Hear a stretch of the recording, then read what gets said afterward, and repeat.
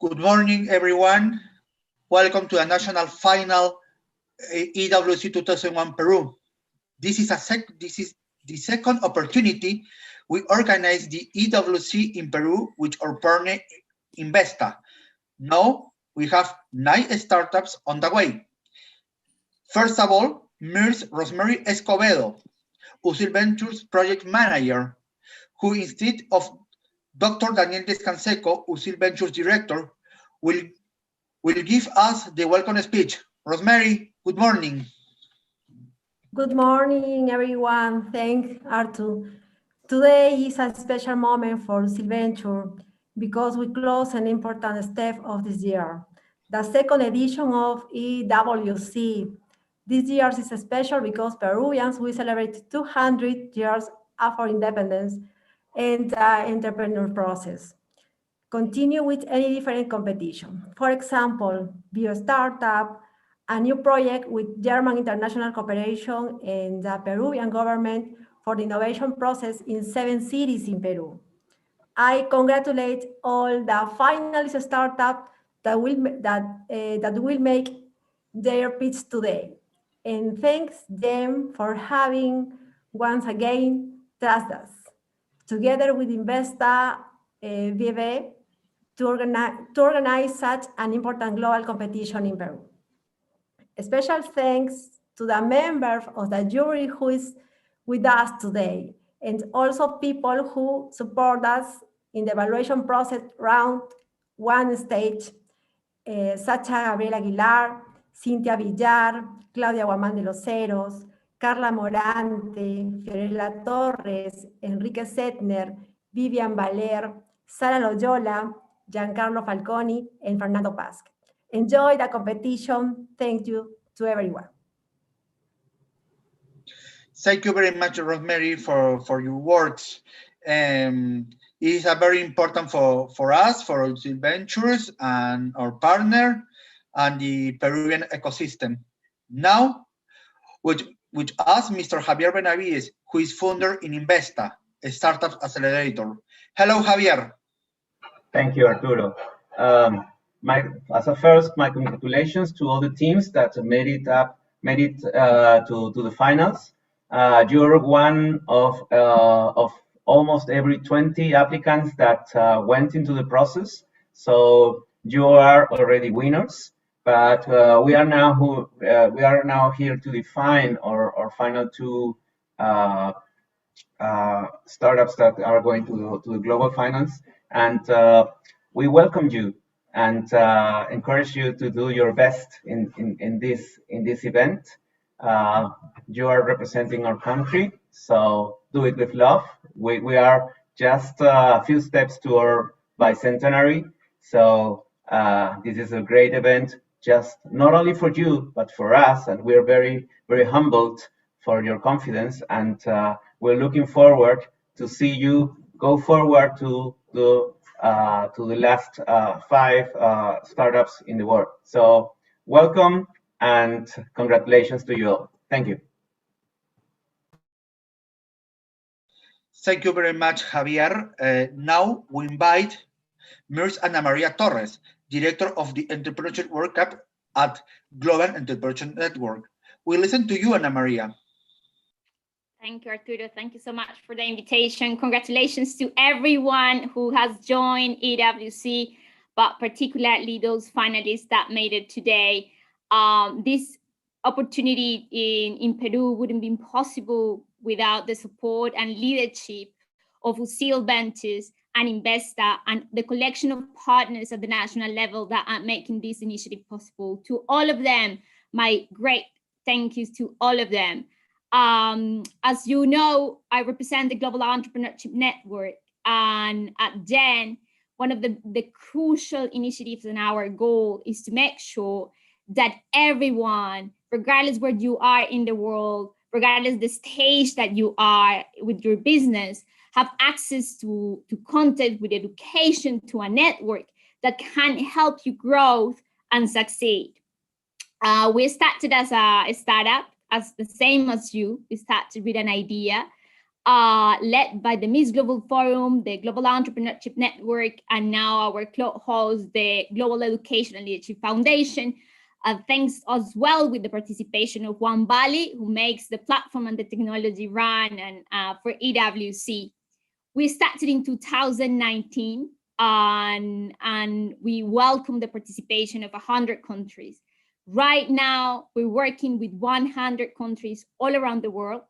We're also working with partners from the whole ecosystem, representing all the ecosystem players, academia, investors, accelerators, private sector, governments, and the ecosystem at the national level. This is the most inclusive initiative in the world, and it's not just a competition. And I think I want to be very clear on that. The participants here, we do partner at the national level to run the national competition, identify great talent, as all of you who are participating today.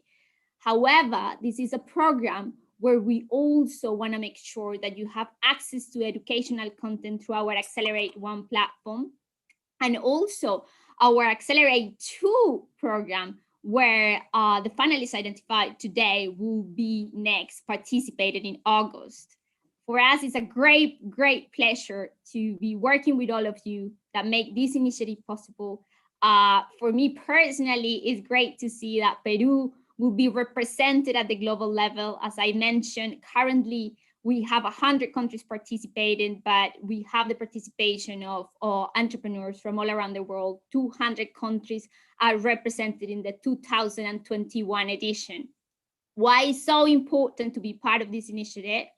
And as many of you know, of course, prices are appealing to entrepreneurs. But what we want to make sure is that we are a community to support you. So we thank the judges who are joining us today, because you're crucial in identifying the talent that moves forward, but also crucial in supporting these startups with your knowledge, with your feedback, to make sure that they can advance, that they can grow. And we want to make sure at EWC that you have access to critical resources for you. First, access to capital. We've seen record levels of venture capital deployment all around the world. Just in the first initiative of half a year, almost 300 billion in venture capital went to startups. This is globally. At EWC, we have created the EWC platform for investors, investment platform, where investors can contact you directly through the platform. So just the fact that you apply to EWC and the fact that you're already on our platform, that will mean that if there is any interest from investors to reach out to you, they can do it directly. So access to capital is one thing. Access to markets and network. As you know, we operate in 170 countries. So that's something critical to us. If you are growing, if you're already expanding your business, access to market is something that we pay attention to. And of course, the visibility. It won't be the same to pitch at the national level, but pitching at the global level will be a different dimension. And that's what we want to bring on. We want to feature your solution, the solutions that you're bringing in Peru to the world. We want to share what you're doing, and we want to spread the word out there. And finally, and the most important that I also mentioned, is the access to knowledge and access to a network, because we all have to pivot. We all have to reinvent ourselves. We all have to learn and relearn new skills, especially in this digital transformation that we're going through. So that's something that we also want to make sure is not just an opportunity that it's happening for now, and especially for Accelerate 2 moving forward, but also to welcome you to the Gen Status Club. This is a community of founders, and the community is going to be forever. So we will want to welcome you to participate on that. And the top EWC 100 will be invited to pitch live at the global finals in Riyadh on November 16, 18 this year. We're going to have a hybrid event. We can't wait. This year is special because we also going to host the Global Entrepreneurship Congress. This is the annual gathering of our network, 170 countries participating, getting together, all the global ecosystem, one of the biggest, largest investment networks. It's coming on policymakers, and a network that you will be really proud to join. So without further ado, congratulations once again. And for those of you who are tuning in today and the public, please do support the startups participating, reach out to them as a client, provide them feedback, and as a partner, but also make sure that you join this community, and it's a positive community where we support each other and we work collaboratively. Thank you so much, Arturo and the team, for making EWC Peru possible. I'm really proud of the team to making this initiative available for you all. Thank you. Thank you very much for your words, Ana Maria. It's a very high effort for us, for our country, to impose the EWC in our ecosystem. Now, we know our judges, very important part here. We start with Mr. Augusto Cáceres. Mr. Cáceres is partner, co-head venture capital, technology and entrepreneurship startups, M&A corporative finance, project finance in Rodrigo, Elias and Medrano Abogados. Next is Ms. Linda Obregón. She is an entrepreneurship expert, development and knowledge management department at Proinnovate, development unit specialist, Startup Chile alumni, MIT Entrepreneurship Bootcamp alumni, and former director of an organization that promotes plant-based food innovation in Mexico, recurrent jury and mentor multiple startups program. The next is Mr. Manuel Cipriano, currently consultant in telecommunications and ICT at Torres and Torres Lara Abogados. His master's degree in international economic law for Universidad Católica, and former general director in telecommunications of Ministry of Transportation and Communications in Peru. The next is Ms. Pamela Valdivia. Ms. Valdivia is executive director in the representation of the state of Bahia for South America.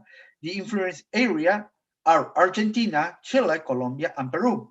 Ms. Valdivia is master's degree in business management, innovative solutions for sustainable development, experience in Latin American and soil generation, with expertise for high-level networking with private, public, and research partners. The next is Mr. Renzo Flores.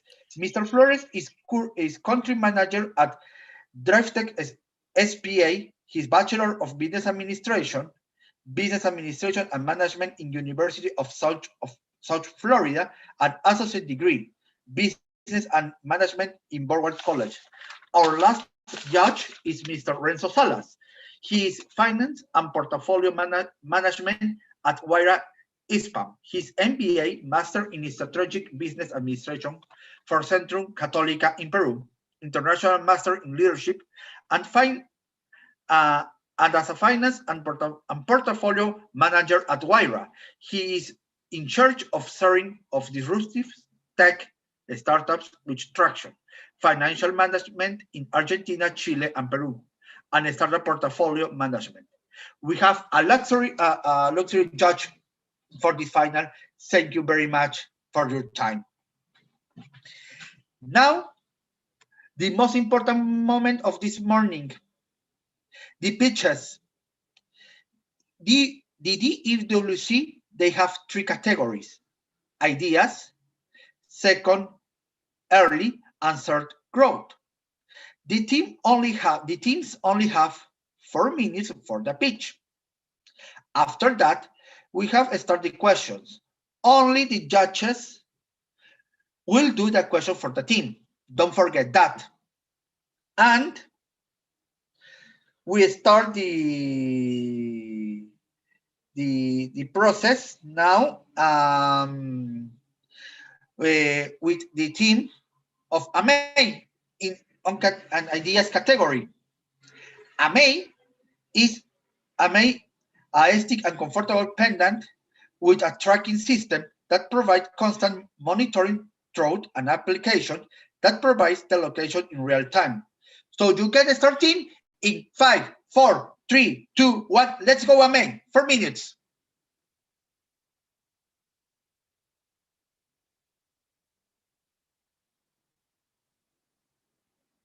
Okay. Good morning, everyone. We are AMAE. My name is Luisa Juarez. I'm CEO and founder of AMAE. December 28, 2020, during the end of the festivities of the year, approximately 4 in the morning, my family and I realized that my grandfather was not at home. The search began through anyone who knows him. For a person of 19 years old, he moved away from home 3 kilometers.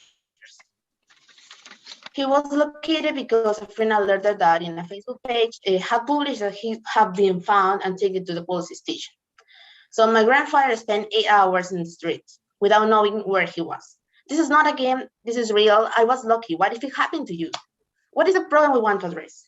The constant worry of having a family member that have this condition of mental illness that makes them vulnerable to getting lost or disoriented. This makes family members who look after them and change their life priorities or lifestyle, but despite this, the circumstances in which, for external reasons, they had to neglect them for a moment, cause a constant worry that something might happen to them. My name is Brisa Juarez, and this is my team, Sofia Retamoso, Victor Ortiz, and Stephanie Leon. We are currently university students of industrial engineering, and I'm the CEO of a AMAE company. We present to you LoveK. LoveK is a pendant with a tracking system. This is to provide the current location of these people by tracking the location through an easy and friendly application. The fact that it's similar to a piece of jewelry, so it doesn't feel something distinctive, identify them as different, but rather it's a nice and comfortable jewelry that fits what they will wear on a daily basis. The application, apart from providing the precise location, we will work with moving patterns. When an unknown pattern is identified, it will be notified in the device with application. For example, the person usually goes from home to the park. When this pattern will be registered with the applications. When a different movement will be detected, it will be notified in the application. Also, we work with limits. For example, we're going out to the park, we establish a point. From that point, a diameter. That diameter will be notified when there will be a seat. Our product will have a cost approximately of $59 with a profit of 30%. There can be variations like the size or also with the plating. Our client and our user. Our client are the family of these persons with this condition of mental illness, also the relative ones to them. Our user are the patients with these mental conditions or illness, such as Alzheimer, autism, Down syndrome, schizophrenia, and epilepsy. Our suppliers from the charms, GPS molds, and batteries, we have made in China and Arequipa Artisans Jewelers. As a specialist in software development, we have Cesar Juarez from Absalon. A specialist in psychology, we have Andrea Valdivia and Andreas Picuelta. Our value propositions are safety, inclusion, aesthetic, empathy, and versatility. Another value proposition that we have is that we are focused on vulnerable people that also they've been also underserved in our market. We also seek to generate income and recirculate the Peruvian economy because this product will be assembled and produced in our country. With this situation that we are living, many artisans have lost much of their income, and this will be helping them. We are AMAE, in pressure, but entrepreneurship with social conscience, looking for a chance to give them help and voice who are often forgotten in the market and evaluated in our society. Also, we want those to include it, well, make inclusion of them in our society and raise questions about this existence of these diseases or conditions. We offer not only a product, but also recognition, aesthetic, a condition of security and empathy towards them and the family. We offer you happiness and security. We are also confident that our product will be a need, change, and help to these persons. Thank you. The time is over, team. Now is the turn of the question of the judges.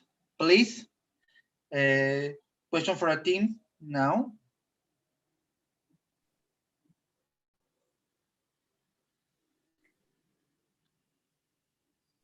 How long does the battery? What's the lifespan of the battery on the necklace? Yeah, okay. We have been studying. The battery life would be 35 days. And it's rechargeable, or you have to change it with a clock battery, or how does it work? This can be thrown out, but we are examining it to make it then charge because we want to be more green. Hi, Brisa, Alejandra, here, Pamela. I have a question for you. What are the options today on the market for this kind of challenges? What is your competition here? Okay, for statistics, we have found that 2 million people have these diseases or conditions in Peru. Also, we have examined our competitors. First, we look up the AirTag. That's so similar, but we are different because we are not only a tracker, but also a jewelry. For example, they can be given for a son that is worrying for his mom that is ill as a gift. Also, we have been thinking that if I say to my grandmother, for example, that have Alzheimer, that is a tracker, she will take it negatively. So if I say that is an important charm, she will say, okay, I will work. Okay. Is it not dangerous to have a jewelry and going around lost? We also talking with our specialists in psychology. They say that it's possible now with this conditional mental illness that they can be hard with this kind of things, but we are looking for give the best security to them. That's why we made it circular. You don't have any shape that will be hurt someone or her. Thank you. Hi, Brisa. Great product. So far, which has been your progress in terms of product development and business validation or sales? Yeah, we've been talking with our specialists on applications and develop of all these kind of technology. Cesar Juarez from Absalon. We have a part of the application made it, and he will help us to finish it. We've been talking about the pattern, we've been talking about the limits. All is been thinking because we can make it real because we don't have that much technology the investment, or we are students, we don't have the investment to continue doing it. Also, we have the prototype. Just, we have only to do it.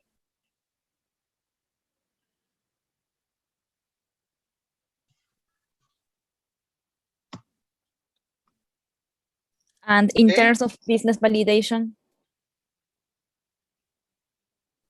Excuse me, can I answer or is time almost over?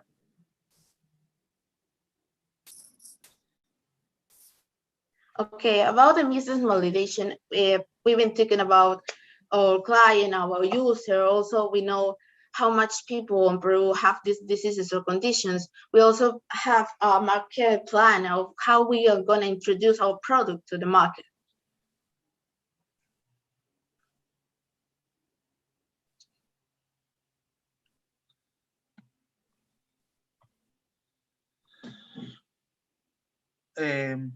Okay. Thank you very much for the questions. Now we have the other team in ideas category. We start the team bike. Bike proposed is to achieve sustainable mobility today by offering the best and more accessible financing of sustainable transport vehicles and creating community with many benefits around the types of mobility.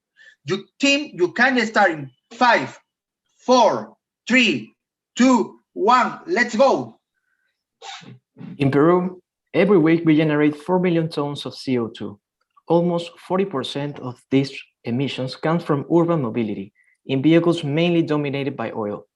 So the new goal for Peru is to lower these emissions by 30% by 2030.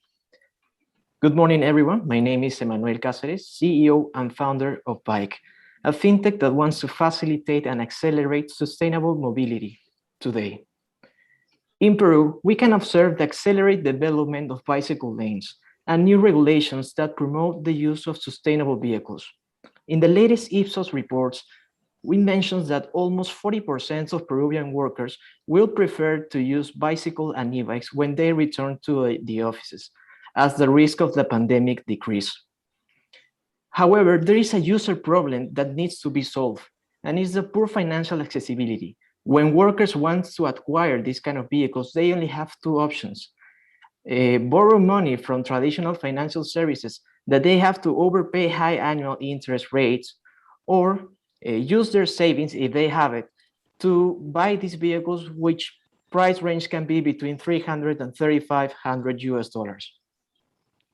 That's why we founded Bike, to provide through technology a more accessible leasing option of these vehicles for workers and create a community with many benefits around this kind of vehicle and this type of mobility. Our strategy is creating a love brand, alliances that added to our business model, create value for each of the parties. That's how we achieve a feasible and viable model. In each leasing, we generate a commercial margin, financial margin, monthly fee, and of course, a good impact in environment and society. We turn a problem into a great market opportunity. And based on our own research, we estimate 1.1 million workers that need to buy right now a bicycle or e-bike, but they need a more accessible purchase options. To end this speech, we want you to show you our video that shows our purpose and what our team and our first allies were trying to achieve with this model. Today begins our adventure, and we want you to be part of this journey. In the last 200 years, the planet's population has multiplied by 5x, but the world energy consumption has multiplied by 50x. The oil-dominated transportation sector is a major consumer of that energy, but it also represents 23% of global emissions of the gases that damage our ecosystem and our health. We know how urgent it is to reduce the carbon footprint in urban mobility systems, and that is why in recent years, this issue has become one of the highest priorities for all of us. Committed to solve this problem, we founded Bike, a startup that brings together the fintech and marketplace model in one platform to offer you greater accessibility in the acquisition of sustainable transport vehicles and remove all financial barriers that limit the development of sustainable mobility today. Bike offers the most affordable finance sale option for sustainable vehicles and creates a community with many benefits for you. We achieve this by building alliances with the main social actors that promote this type of mobility. We know that a world with greater access and use of these vehicles improves our cities, our quality of life, and all our biodiversity. Become an ally of sustainable mobility together with Bike, and let's build a better world for everyone. Bike, sustainable mobility today. Thank you for your time. Team, the time is over. Yes. Time is over. Yes. Manuel, Augusto, members of our jury have a question for the team? Yes. Yes, Manuel. Go on. Pamela, please. Oh, thank you. Emmanuel, could you please explain a little bit more in detail your business plan and how do you monetize your solution? Well, actually, we offer to workers, that's our main target, dependent and independent workers, we offer a leasing of these kind of vehicles. But it's not a leasing of our own brand. We work with all the brands that they want to join this purpose. And we monetize by getting a financial, a commercial margin, because we are going to buy with a special price to the provider. And in the leasing, we're gonna use an interest lower than the banks or the traditional financial services. And also when we are building the community, we're gonna charge a monthly fee for all these companies that wants to give benefits for our customers and have a direct channel to these potential clients, and also to positioning the brand for this sustainable purpose. Thank you. You're welcome. Emmanuel, hi. Hi, Manuel. What is the most important advantage of your solution? Okay. The most important advantage is that we will be the first fintech focus here in Peru, focus on sustainable mobility. We will provide by this purpose to align all the main social actors and create value that give us the opportunity to go beyond business and also create environmental good consequences. So it will be the first fintech of this purpose, and we are looking to go beyond beyond this leasing. We are going to also try to go to finance electric motorbikes or cars in the future in all Latin America. Sorry. Hi, Emmanuel. Sorry. Hi, Augusto. Sorry, Renzo. Yeah. So, what I want to understand is, with these partners, are you going to buy the bikes from the partners at the special price? Are they going to finance themselves to you? So, because if you're buying the bikes yourselves, then probably you need financing to keep that inventory, and then how are you going to rotate that? I want to know a little bit more about that detail. Okay. Well, all this started 2 months ago. We started talking with the top brands here in Peru. We already have an alliance with these brands. And the model, it's easy. We don't have a stock unless there is some client that takes the leasing. So we pay cash to the multi-brands. They don't have to finance nothing. When a customer comes to the store, because right now we're identifying that customers needs to try the bicycle or the vehicle before they make a decision. So we will first start using the physical stores of the brands, and when the client have interest, we evaluate them, we give the red light, and then we pay cash to the brand, and the worker get the vehicle in a more accessible way. And how fast, sorry, just to clear on that, and how fast are you going to evaluate the client and disburse? Okay, we haven't launched yet. We are looking. What's your take on how are you going to? The evaluation will be like max in 15 minutes. Depends on how much. It's going to be very manual. It's going to be me doing it, and once I give the red light, I also contact the manager store of that brand, and I tell him this ID or this person, it's allowed to take the bicycle, and the customer has to pay the first leasing quota, the first pay in the store. Okay. And sign a contract. Yeah. Okay. Sure. Renzo, sorry. No problem, Agus. Emmanuel, congrats for the presentation.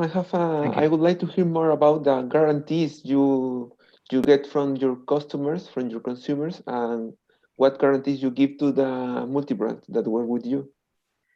What kind of guarantees are you talking about?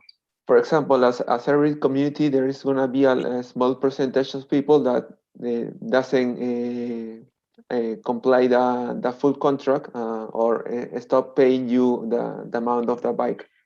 Okay, we're trying to this. First, we're going to focus to avoid these kind of situations by doing a more rigorous evaluation process. That's the first control that we're going to do. And secondly, if we have a problem, all the clients will have to sign a contract when they acquire the vehicle in the store. And if they don't pay, we're going to use the contract to recover the bicycle. I know that this will take a process, but that's why we already know that it could happen. And we haven't thinking so much about that yet.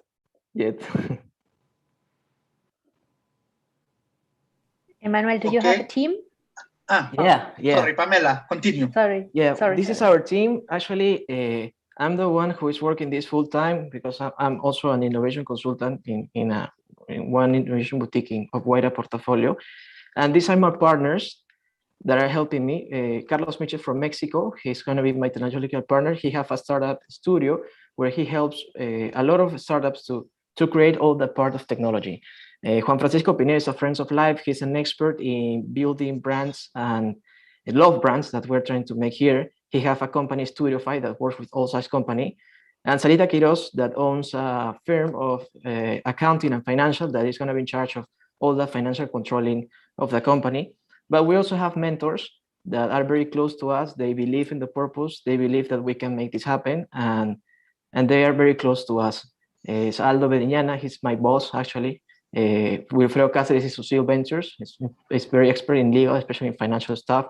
Carlo Mario Dioses actually owns a leasing company, but of laptops here in Peru. He's going well. And Rosa Bustamante, that is my partner from the NGO that I manage, that we help communities in Peru and Amazon, and she's very close to me and also believes that we can make this happen.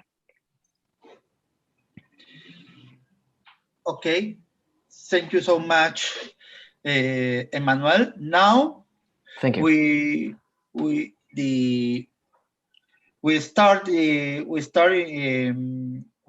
Now with the last startup in the category ideas, Nona 911. Nona 911 is an open school to storytellers, represents the voice of the experience in praise of grandparents. You can start 5, 4, 3, 2, 1. Let's go.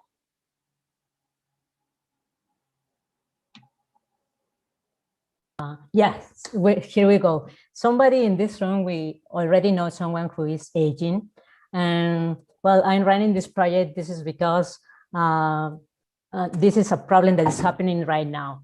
So let me introduce to you my grandmother's favorite social media post.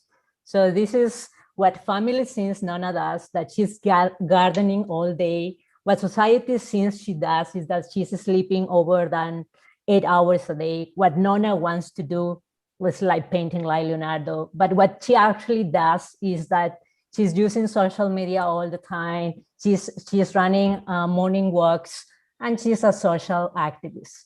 Most of the people think that when people get older, they become weaker than before, or they want to stop working. In fact, they want to be healthier, happier, and more independent. In a nutshell, we are currently facing the biggest demographic challenge. So currently worldwide, 11% of the population is over 60. And in the Asia Pacific region, the elderly population will be 1.3 billion. What Nona will do, so we are facilitating a platform to exchange of skills for lifelong learning. So we connect youth who are native digital with senior citizens who are native storytellers. So in this way, we facilitate the exchange of digital content skills for stories, knowledge, for experience. We want to focus just on the middle, which is we want to bring together what it is active aging and well-being. So for that, we will use technology to support senior citizens to pursue their passion. Senior citizens need to learn digital skills not only when they retire from work, but throughout their life. So we are more than a social media app. We have a cultural side. We track and preserve the oral tradition from communities, and also we offer a useful job skills.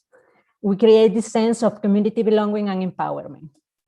So you can share your story with us in a 60-second video format, choose your category story, and we want to connect this with a location so we can also promote inbound tourism. You can also like your favorite ones.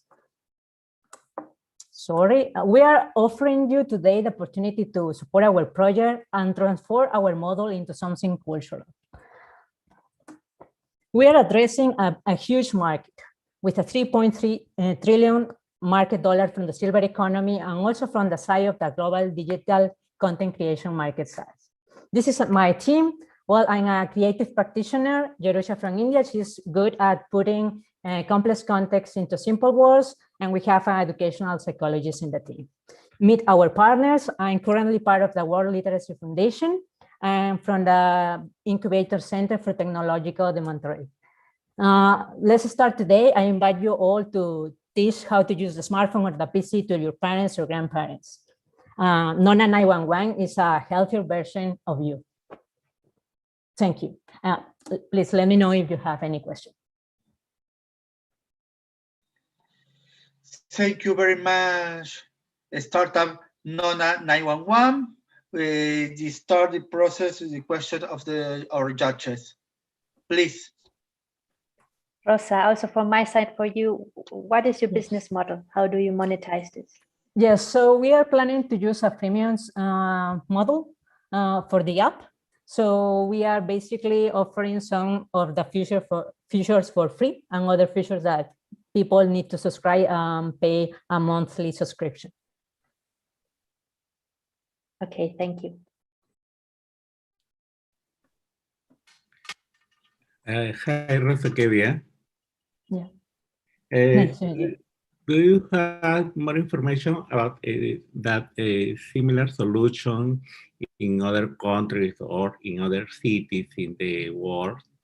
Yeah, well, what I actually found is that there is one app, I don't remember now the name, but they are focused on touristic places, but they are not connecting with the elderly population. So I want to make the match between the youth and the elderly, so both can earn something, knowledge, experience, digital skills, and the others can, well, share their stories because they are already native storytellers.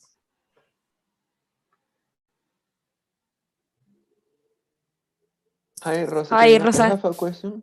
Yeah. Go ahead, Linda, please. Yes, Linda. All right, thank you. Hi, Rosa Kevia. It's a great idea. There's so much wisdom in the elderly. Yes. So regarding the acquisition customer, how will you make sure that this elderly population would use the application? Yes, so I'm currently trying to connect with elderly centers, and not only from the elderly side, but also to engage the grandchildren. So grandchildren actually can support the parents and encourage them to use the new technologies. So we'll be both sides to do the recruitment, like one publicity for youth and the other for the elderly. Elderly, basically elderly centers. Well, I think libraries and museums will be interested too in the solution because we have a cultural part. We can protect all these oral tradition that are connected with the roots of the communities. Yes. Well, congrats for the presentation, Rosa Kevia. My question is about the operation of this platform. For example, as many edtechs that require to record the coach or the mentor or the people running the course. How would you assure the quality of the records? Are you gonna put a studio or a platform to define the parameters of the records? Yes, actually from the educational part, we can run these online workshops about storytelling and digital content creation. To assure the quality, we'll first use smartphones because there are already elderly people using the smartphone. So the quality, it will be the one that the owner has on the phone. So, but we want to focus more in the structure, no? So the story has a beginning, a middle, and at the end, and it has a logic on the story, so people can actually share the message. Also, the digital content creation, we can test this with now that are free option streamings like YouTube, TikTok. I mean, like there is one elderly guy who has more than 2 million followers on TikTok, and I can identify the influencers to just connect with them first and gain the early adopters. Yeah.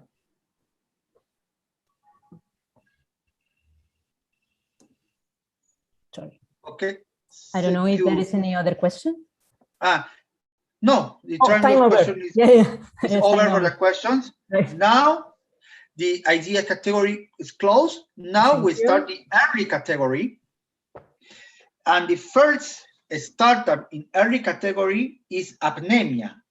Apnemia is a software as a service that optimizes anemia control tools that improve care and administrative process. Team, you can start in 5, 4, 3, 2, 1. Let's go.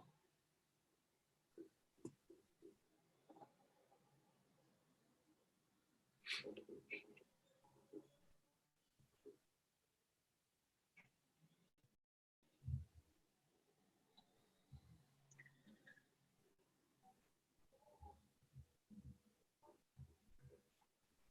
en mute. Estás en mute. Sorry, I'm Rafael Quiroz, co-founder of Anemia. I'm going to tell you more about it. This is Juan. He has iron deficiency anemia. His blood cannot carry oxygen to the rest of his body. This is why he frequently gets sick and has poor school performance. He will never have the same educational or professional opportunities as a healthy child. This is a problem that has a profound effect in a country's economy, and Juan is not alone. Globally, over 40% of children suffer iron deficiency anemia. In Peru, 6 of every 10 children are anemic. As you can see, the whole planet is affected, and for the past 20 years, despite multiple government interventions, children are not getting better. What is wrong then? Physicians only prescribe the correct treatment in 25% of them. 75% of children are given insufficient iron replacement therapy. Then why physicians fail? This is why there are 22 different set of formulas, as difficult as this one, that they have to choose correctly and then calculate per patient. There is only one word to describe this. It's impossible. No wonder why iron deficiency anemia is almost never cured. And this is how Apnemia was born. Apnemia is an automated mobile app that, with simple questions a physician have to answer, provides a fast, precise, and easy diagnosis and treatment. The healthcare worker has to answer these questions: the patient age, weight, hemoglobin level, was the patient born with an okay weight, was the patient premature, and the gender. And voila, the app gives the patient a unique identifier, gives the diagnosis, the treatment plan, a recommendation for the family, and the date of the next appointment. The result is that physicians now spend 1 minute instead of 15 per patient, which translates in now being able to see more patients. For government, this is more efficiency, and for private institutions, this means more revenue. But the single most important thing, patients get the correct treatment 100% of the time. As you can see, anemia affects the whole world. Right now, the app is deployed in Peru, but can be easily tailored to be deployed in almost any country. In the future, diseases like HIV and tuberculosis can also be added to it really easily. Anemia is available in software as a service model, and licenses are sold to healthcare professionals, institutions, and governments. As we speak, Anemia has the full support of the Peruvian Medical College, the Peruvian Health Ministry, and the Peruvian Society of Hematology. I present you to the team. It's Fran de la Cruz, an hematologist, Rafael Quiroz, a physician. We have a researcher, biomedical science, and an app developer. I'm Dr. Quiroz. This is Anemia. Thank you for your time. Good performance in your administration time, Anemia team. Now we start the questions of the judges. Rafael, great solution you have offered here. I have a question. So in order to scale your solution, is it in English? How do you provide it right now in this moment? In Spanish? How? At the moment, the app is in Spanish, but the app developer, it's really, for him, it's really easy to scale up and to change the language or add a language. Okay, thank you.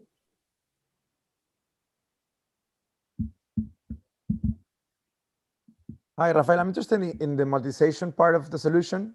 How you're selling, exactly who are you selling, and what's the business model there? Yes, right now, the biggest, we're about to sign a deal with a pharmaceutical company. I'm not at liberty to say which one, but the pharmaceutical company, it's right now positioned in Thailand, Singapore, Israel, and Peru. Besides, we're working with the Peruvian Health Ministry to deploy the app in all physicians working for them, right? It's around 8,000 physicians per year. So it's basically B2B or B2G model. Yes. Okay.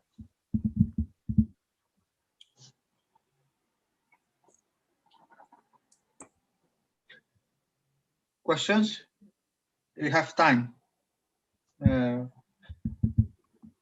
I have one question here, Rafael. Congrats for your presentation. Good app, good idea. What are you planning for the future for this application? What another implementation are you gonna do? Yes, physicians have the same problem treating HIV and tuberculosis, which are as prevalent as tuberculosis, especially is as prevalent as iron deficiency anemia, and the treatment and the diagnosis is as difficult as this one. And it's really easy to it's just apply the same concept to those diseases.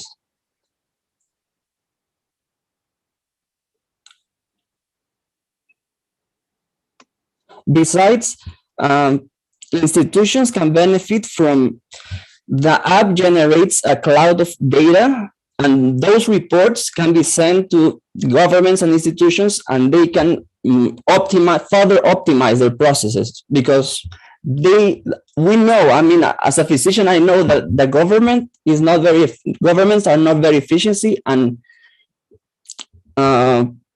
medication, most of them expire before they are used because they ship the wrong amount of iron to places that are not needed, or places that they need more and they have insufficient one, and the app can manage that also. Great idea, Rafael. Can you please tell us a bit how has been your progress so far since you started with year and the product development and the business validation? The last month we have 2,500 interventions. Right now, 600 health workers are signing the app and using it. Physicians are in the primary care level, but also in highly specialized hospitals for children and third level reference hospitals. And the most important thing is seeing expanding to more countries. I mean, in the region, Brazil, Bolivia has the same prevalence of anemia, and all Africa has even more prevalence than Peru in iron deficiency anemia. And they have the same problem as here they are having with diagnosis and treatment.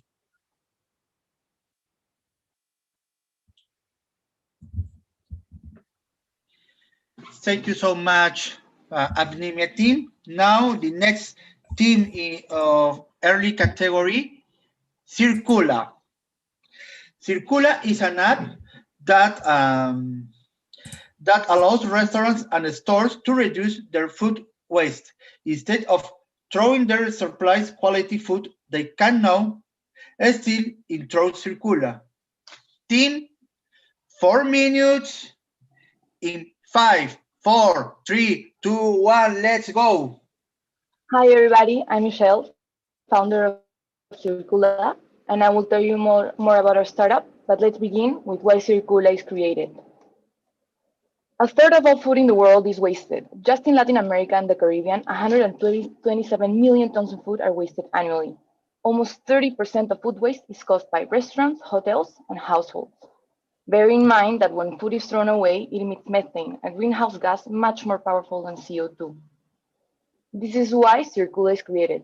Circula is an app that allows restaurants and stores to reduce their food waste. Instead of throwing their surplus quality food, they can now sell it through Circula. This way, consumers eat delicious food at a great price, businesses receive an additional revenue stream, all while reducing food waste and helping the environment. Consumers can download the app and discover products with over 40% discount. They can buy and pay directly in the app, and they can pick it up from the store as takeaway within the established time. There are over 15 million potential users and over 25,000 restaurants in digital sales platforms in Latin America. Moreover, our market also includes restaurants, stores, and brands. Just in Lima, there are 20,000 restaurants, and 2,000 of them are in food delivery apps. We charge stores a fee per transaction. With around 6,000 stores and an 85 average monthly fee per store, we can forecast sales of over $2 million. We reach stores through our sales team and outbound strategies, with inbound strategies with our blog and LinkedIn with resources, and this way we have received over 40 sales qualified leads last quarter, and with PR alliances with corporations.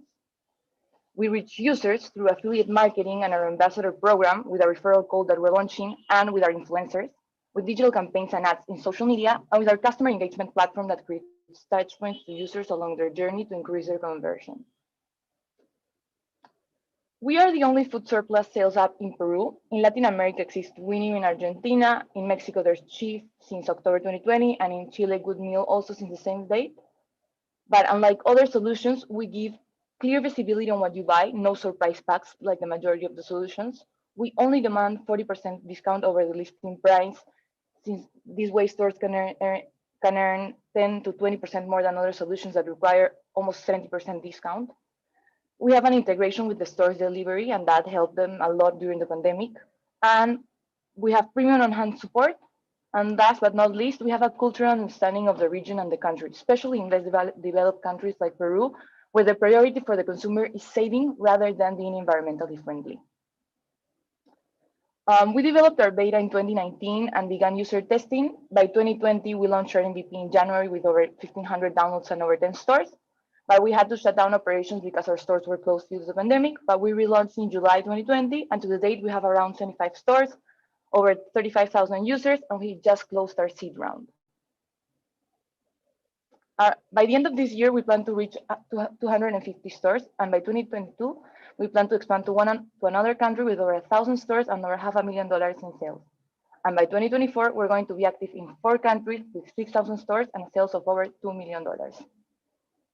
And a little bit about the founding team. Jimmy is my co-founder and is CEO and is in charge of our sales and customer success team. And I am head of product and I oversee all the B2C channel. Thank you very much. Thank you very much, Startup Circula. Now is the turn of our judges. Questions now. Hi. So just to understand, so you're another app to order food, or do you partner with the existing food delivery apps for the restaurants to offer that specific part of the menu? Yes, so we're another app that you can order food, and this helps restaurants because this way they don't lose their actual clients from their regular sales channels like other food delivery apps.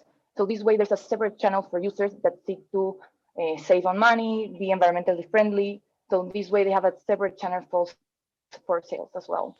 And because we also allow last minute publications of products, which also these platforms don't have this kind of system to post everything last minute, at least maybe that's not pre-saved on the menu. And to understand correctly, what exactly am I eating? Is it just food that is made with products that are about to expire? What exactly is it?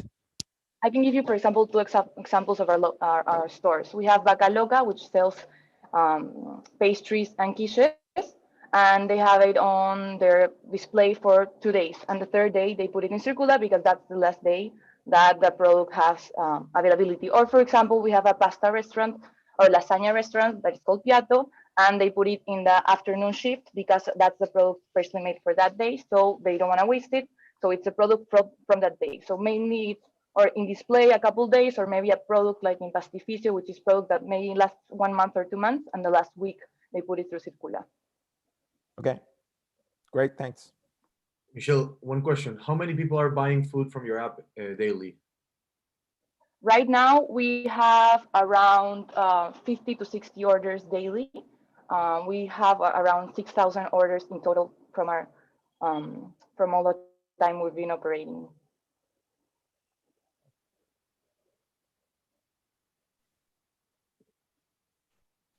Hi, Michelle. I have one question here. Your technique of marketing to get B2B allies is I think is really good. I had the opportunity to check your LinkedIn publications. What about the B2C content? How do you get more customers? So right now we have over 3 channels. One is our ambassador program, and they are helping us get a quarterly. We renovate them quarterly or semesterally. So We get new users through them as well. We also have paid ads in Facebook, Instagram, and a little bit in Google Ads as well. We get downloads and conversion, and we use the whole funnel of content. And we're launching next month a referral code, which is a growth hacking technique for downloads through our ambassador program as well. So that can help us also reach more users. Hi, Michelle. Do you work with any medical center or in your team? Do you have a doctor or maybe a specialist in food? Or you work with something, especially in food, in health food? Currently, we don't have that profile in our team. If it's about maybe the duration of food or the quality of food, we leave that to the restaurants, because those restaurants are the ones that manage their own quality, and that's what we work with them in the contract as well. So mainly we just are a channel of support for users when they have a problem, which doesn't happen, it's very rare, but yes.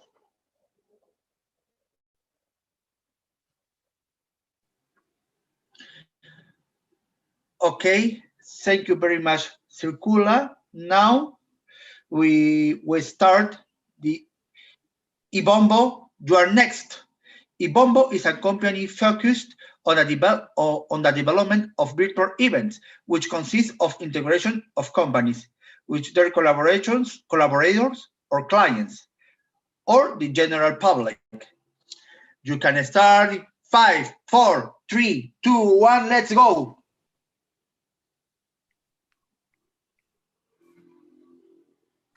Hi, hello.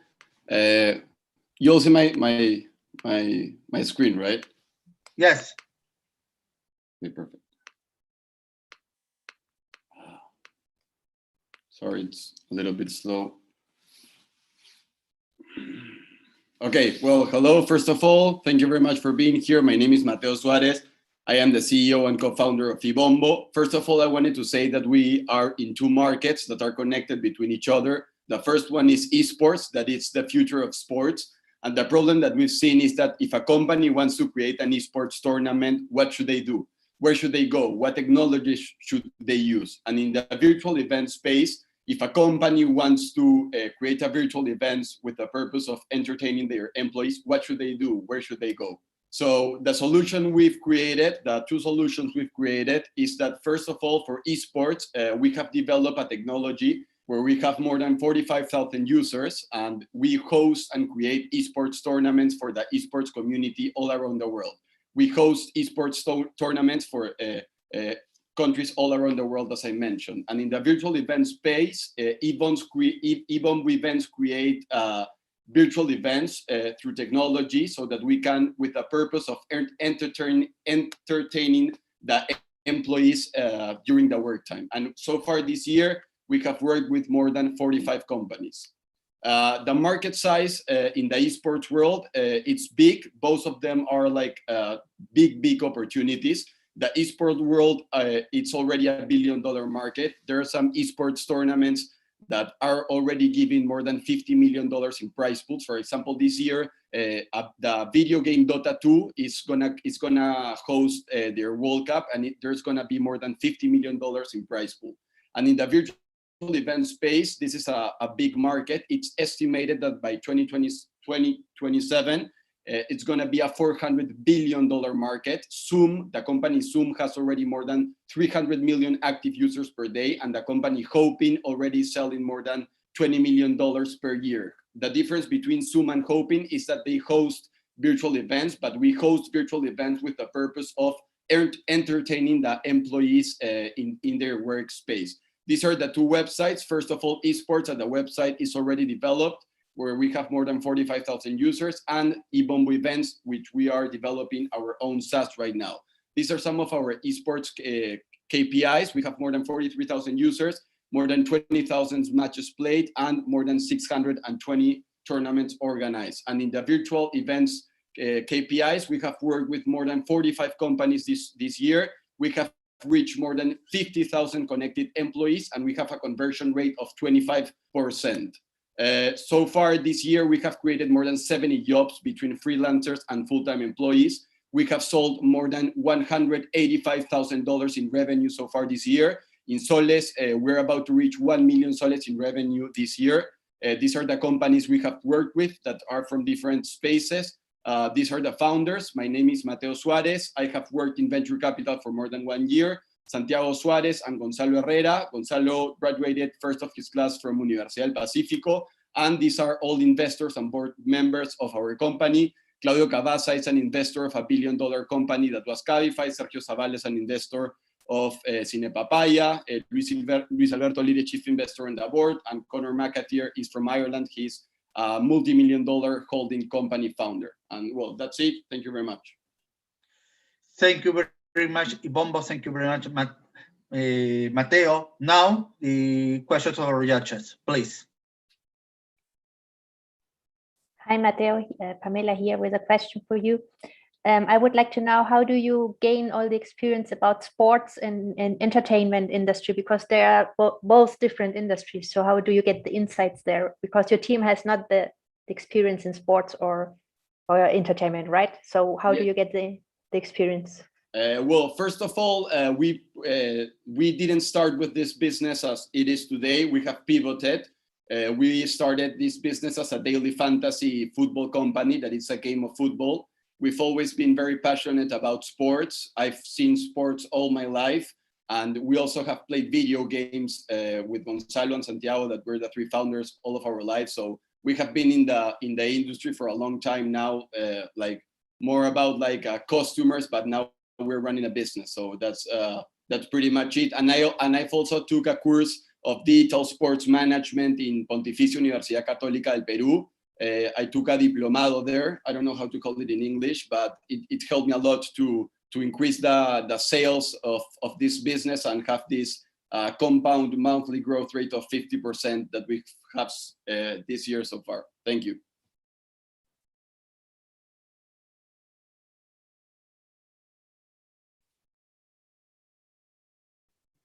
Hi, Mateo.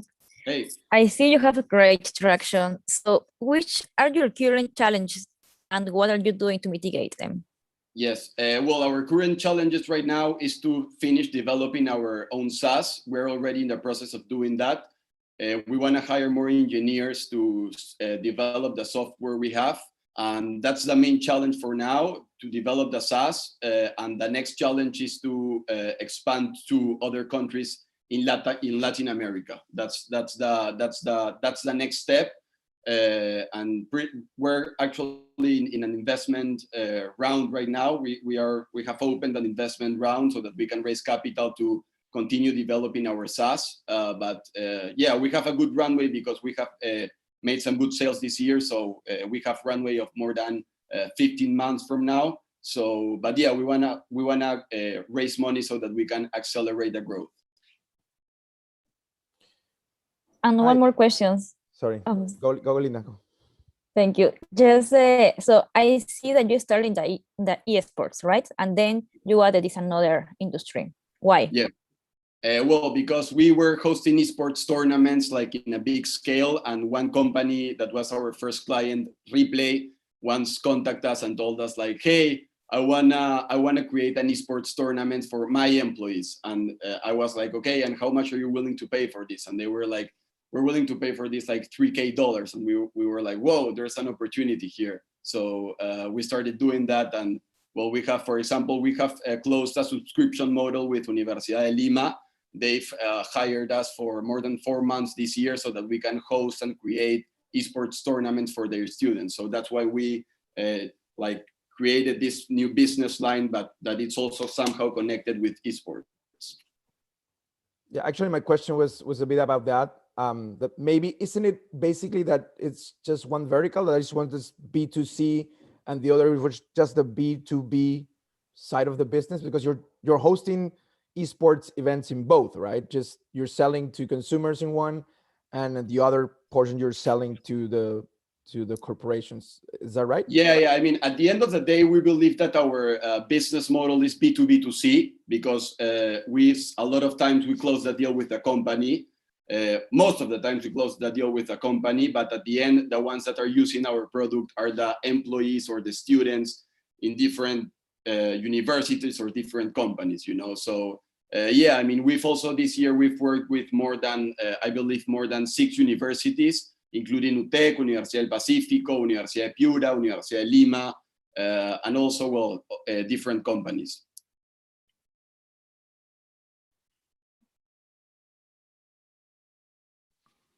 Okay, thank you very much, Ebombo. Thank you. Now, we are approaching the end of the pitches in the early category, but we close with Lecara. Lecara is a unique, sustainable, eco-friendly bio-leather that doesn't come from animal slaughter. It is made by microorganisms using by technology producing a biopolymer that has the same technical properties as animal leather. You can start in 5, 4, 3, 2, 1. Let's go.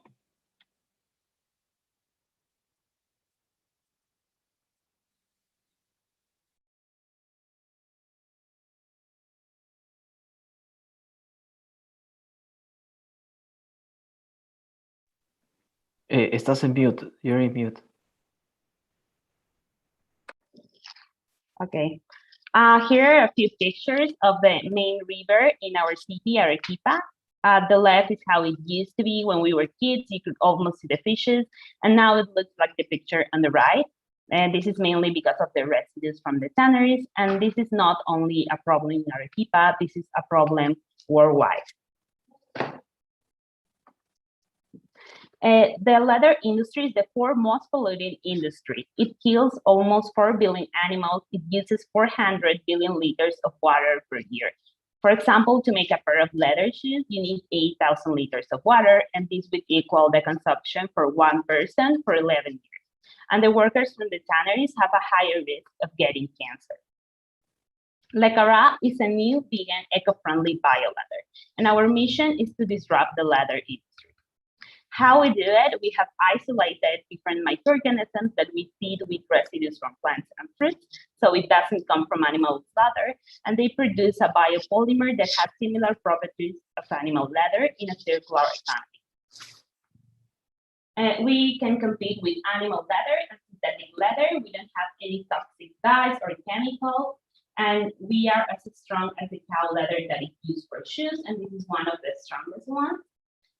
We also don't have any weight like animal leather because of its regular shape, and we have a consistent volume. We see a huge opportunity in the leather market.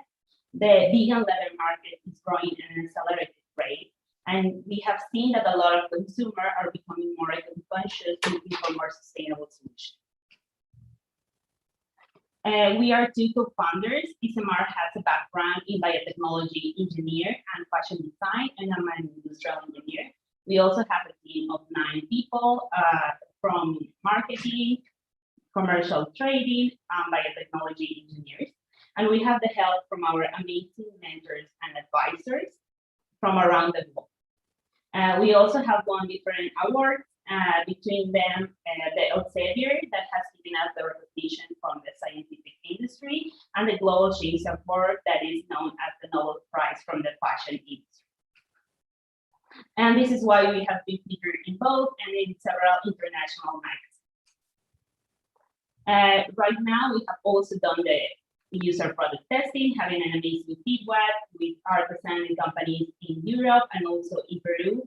We are in negotiations with one of the top luxury companies and commercial brands well known worldwide. We are now scaling into pilot production. We have already filed a patent. And we have a highly good revenue model with margins of 80% in the first year. In Lecara, we believe in having all of the luxury without any of the guilt. Thank you.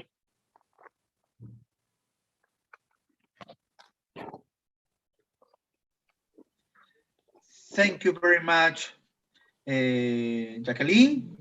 Now we start the questions or judges. Go ahead. Hi, Jacqueline, Pamela here.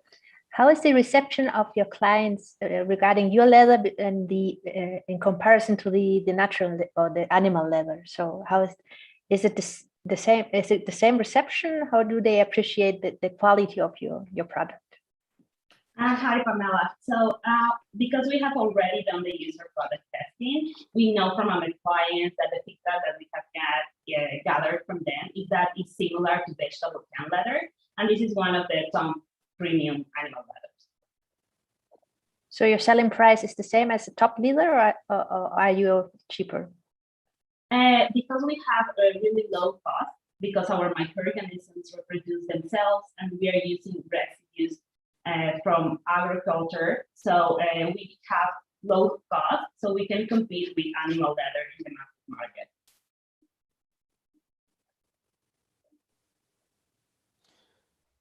Hi, Jacqueline. So you sell the leather to companies to make products, or do you also plan or do make products yourselves?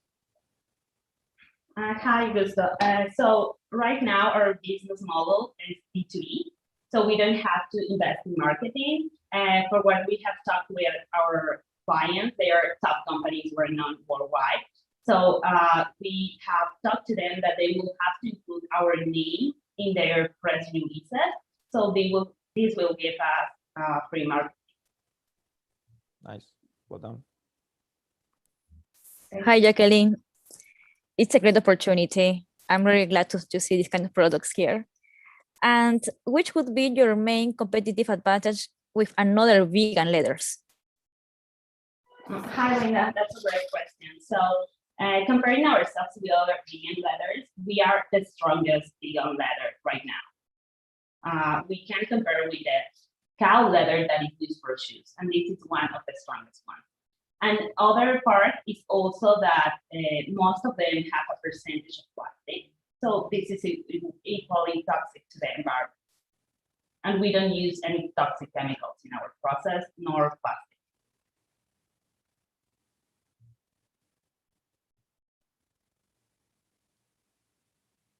So you would mainly say that it's regarding the product. That will be your main competitive advantage. Yes, that is an advantage in our product, but also the prices. We have seen other vegan alternatives that are charging $300 per square meter, and our prices range from $35 to $75 per square meter. So we are highly competitive in prices as well. Great, thank you.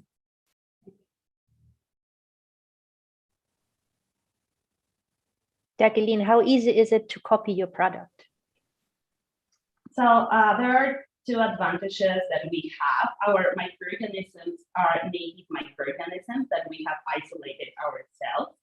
So it will be really hard for other people to gather the same microorganism. And even though our microorganisms were to be stolen in the worst cases, we have a really specific process. So they will have to know exactly how our process works. Okay, thank you. Thank you. More questions or judges? Do you have more questions?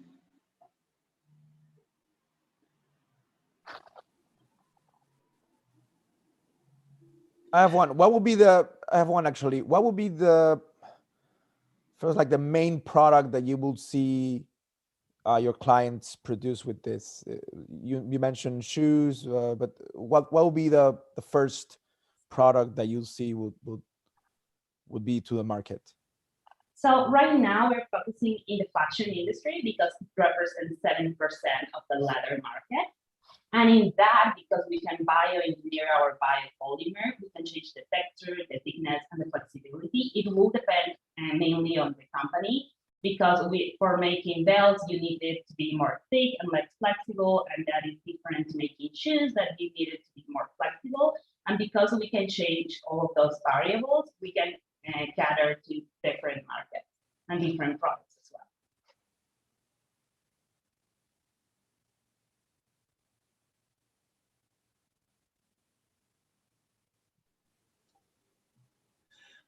Okay, that's it. That's all in early category. Now, the final category, growth. And in growth, we start with the startup Kango. Kango is an online platform that offers a different and exciting way of traveling by creating trips to surprise destinations. 5, 4, 3, 2, 1. Let's go, Kango.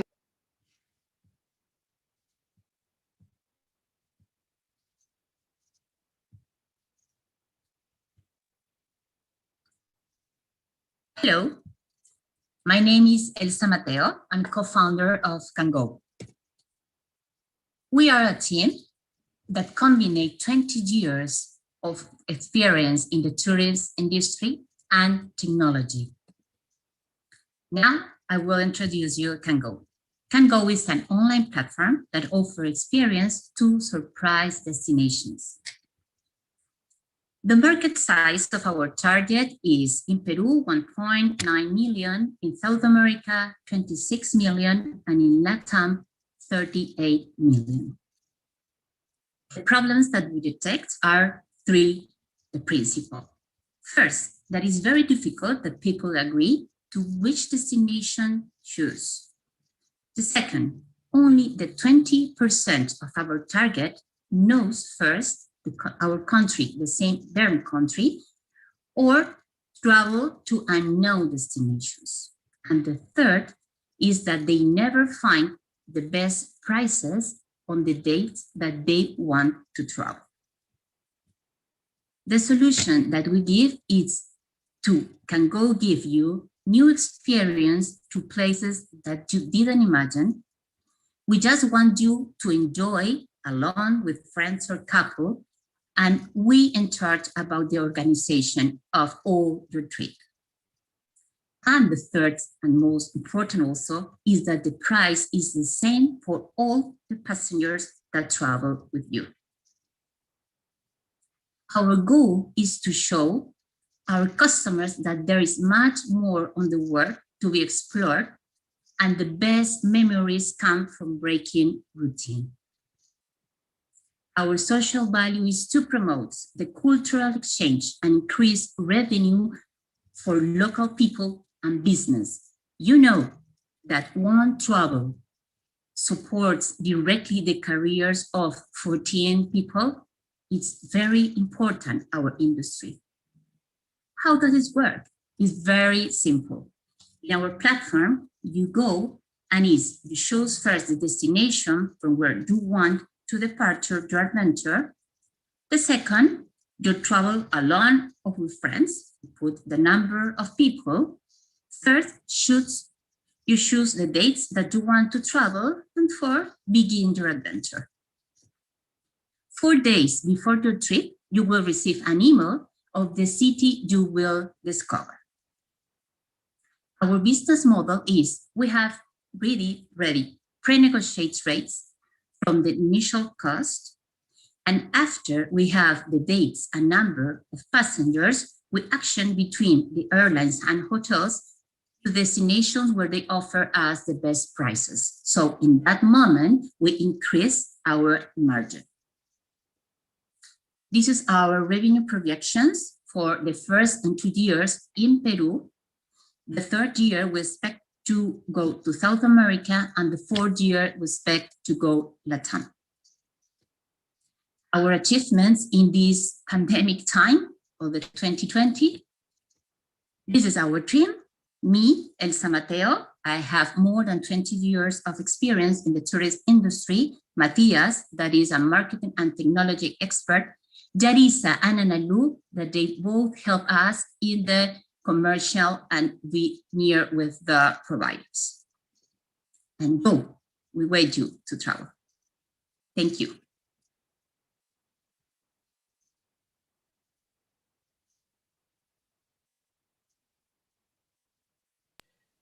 Thank you very much, Elsa. And now we start the questions of our judges, please.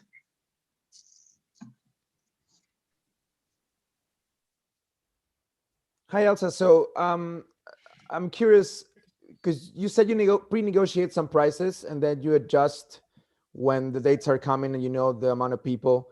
How possible is that you go off of the price? Because I'm presuming you give the passengers, the price in advance. So and you know that in the tourism industry, the rates and travel prices and airline prices can vary a lot. So how do you protect yourself for that instability? We have pre-negotiated rates with the airlines and hotels. Okay, and at the moment, because we prevent all the tours or the travels, you go to our platform and you share the date that you want to travel. So we prevent in advance. When we have the dates and the number of passengers, we go again to the airline and hotel and they say, hey, okay, we have 10 or we have 20 passengers or 6.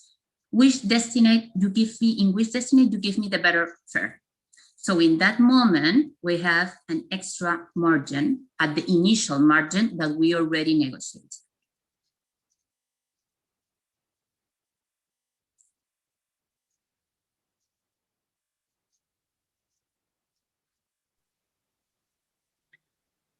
More questions, please?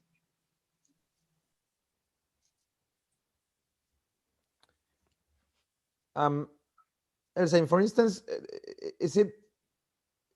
can you also crowdfund the travel? I mean, is it meant for me to travel with my group, or does it work also if I want to travel myself and just join another bunch of people? Yes, if you want to travel alone, with a couple, or with friends, or in a group, so it's the same. We want that you travel. No, but I mean, if I want to travel in a group, but I'm alone, and do you join people together that are alone and join a group, or do you just make a group for the people that want to travel together? Yes, we make a group that want to travel together. Also, sometimes we have also the same destination for the different reservations that we receive. So sometimes we send them to the same destination, and we have 3 or 4 groups, little groups. So in that moment, we say, hey, you have a lot more people that travel to destination, we can go. So, and we trade to make friends. Okay, thanks.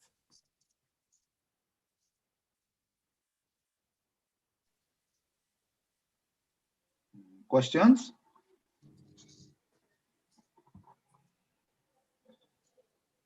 Or the judges, they have questions for the startup?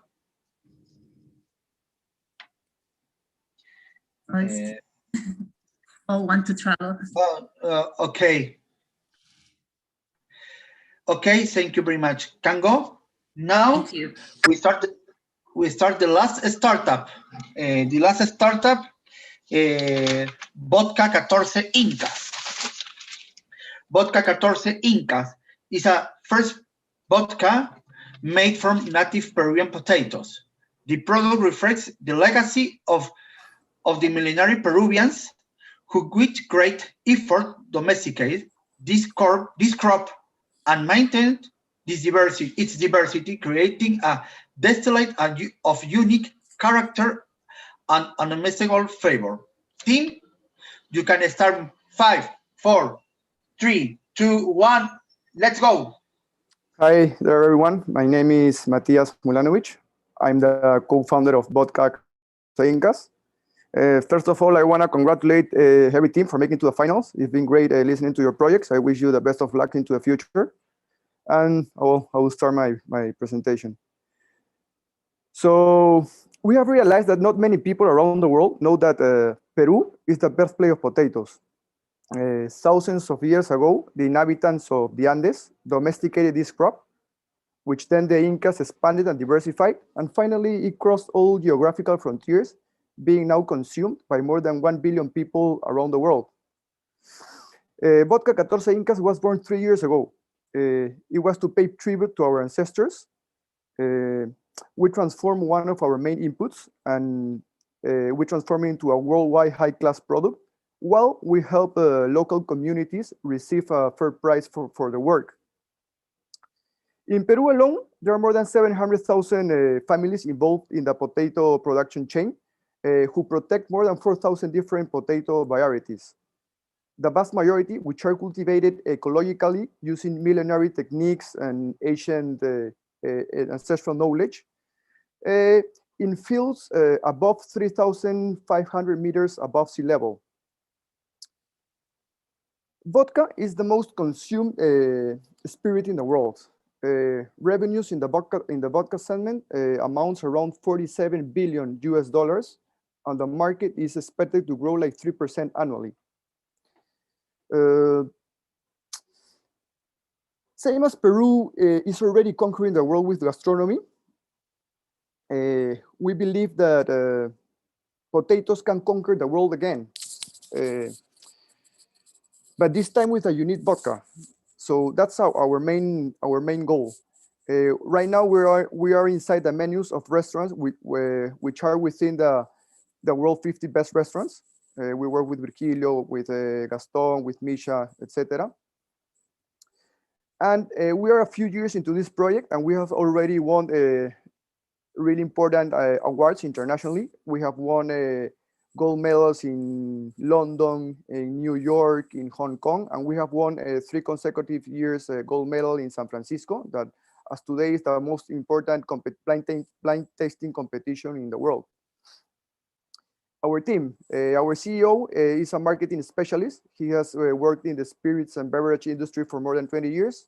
We also have a master distillery who specializes in distillation of native products such as yuca, papa, sweet potato, quinoa, etc. And we also have a PhD in development economy, who has been working extensively in projects aimed to help peasants from rural communities have more opportunities, you know. So he has specialized in that for many years. Our short and our midterm and long-term project is to position Peru as a world-known potato vodka producers, such as Japan has done with its famous whiskey. For today, Japanese whiskeys are known to be like the best whiskeys in the world, even better than Irish or Scottish whiskeys. So we believe Peru can do the same thing. So, like we always say, this is not a simple vodka. It is more than 6,000 years of history inside a bottle. Thanks. Thank you very much, Matias. Now we start the questions of our judges, please.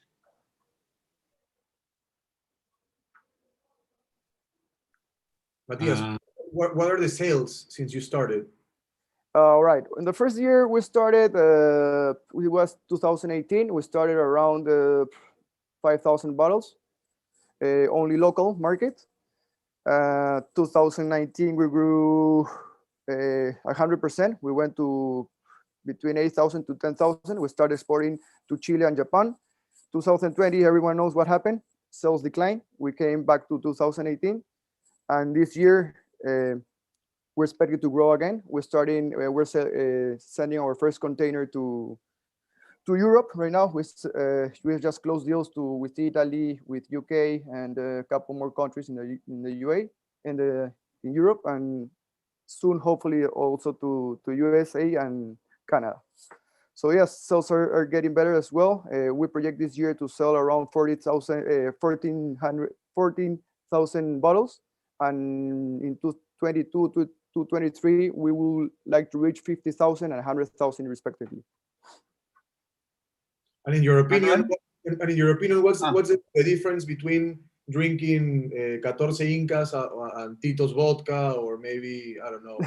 Yeah, that's a really good question, actually, because Tito's vodka is made out of corn, like the sweet corn from the USA, and 14 Incas is made of our native potatoes. So each one of them has a unique story behind, and the flavor is completely different. You know, Tito's is more a neutral spirit, and ours has a little bit more of taste, and that's something really good because the vodka it is known like being a neutral spirit, but nowadays it's changing. The category is changing, and the consumers are looking more for flavors and something that not that neutral, you know. So that's where we come into play. I believe we have a really good opportunity in the vodka market. Nice. Congratulations. Manuel, do you have a question? Yes. Hi, Matthias. Hi, Manuel. Why do you decide with vodka between beer in Peru? Because beer is more common here. Because actually our project is not thinking about Peru. The market in Peru is really small. Our project is 100% exports. You know, like I said, the vodka segment around the world is huge. It's the biggest. Like if you sum all the categories together, it doesn't sound like what vodka sells. So we chose vodka because actually the original recipe for vodka was potatoes, but nowadays most like 90% of the vodkas around the world are made out of grains, because like the governments, they subvention grains, you know, and it's pretty cheap to do a grain alcohol. But vodka is more sophisticated, and nowadays I believe there's a big trend going backwards, you know, in everything, and in vodka is the same, you know. People is looking for what it used to be and what is better, not what is cheaper, you know. Yeah. Yeah.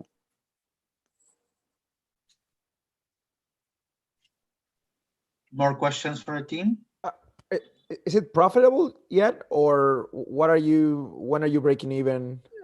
Right now we're not we're like our break even is 24,000 bottles. It's like it's our capex right now, so we're pretty close. Yeah, probably hopefully by the end of the year, next year we break even, and starting from there it's just gonna be really profitable. You know, it's like we have like a 46% margin into the business, and I don't know, like I said, the vodka segment is huge. So if you just get like less than 1%, you can export way more than all the pisco brands export here in Peru, you know. And yeah, I mean, it's profitable. And we also believe in our project, one of the most important things is actually to help the communities. You know, we're giving them an opportunity to find markets for the native potatoes, and right now there's a big problem for the communities. You know, people are migrating to the cities because they don't find markets for the potatoes. So we're seeing it that way. And what's your current production limit? Right now, 24,000 bottles is our break even. You know. No, but I mean with your current, you know, factory and production, yeah. How many bottles can you make? Yeah, we can make 24,000 bottles. Sorry, I thought that would break even. Our break even is 24,000. Yeah, with our capex is 24,000.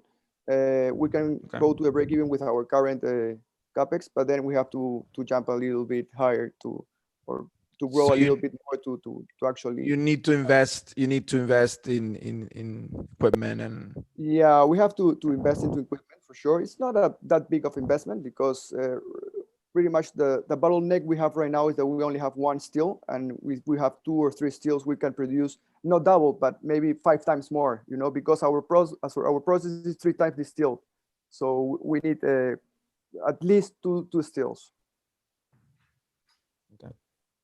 Hi, Matthias, Pamela here. Great product, I have to say it. So you're innovative. You have definitely a social impact. What about the environmental impact? Do you have covered that aspect of your production or line?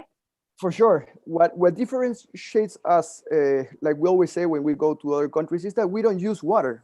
Peru here, the fields, it's like rainwater. So we don't use water, we don't use pesticides. We use organic potatoes. We don't use machinery either. They use the chaquitaya. There's this ancestral tool to harvest the land. So yeah, our environment impact is really small. Actually, it's good you know, for the industry.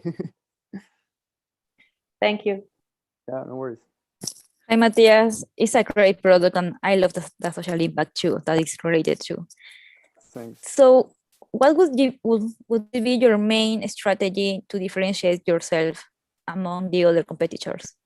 We don't have to create anything. We just differentiate ourselves because of our native potatoes. They're unique in the world. That's we have nothing else to say. You know, we're bringing something that has never been done before. Our potatoes, they taste different. So at the end, the vodka tastes different from every other vodka in the world. So that's our main differentiation. Actually, it's our potatoes. You cannot grow them anywhere around the world, just Peru. Yeah, you need to keep saying this. This is great. Congrats.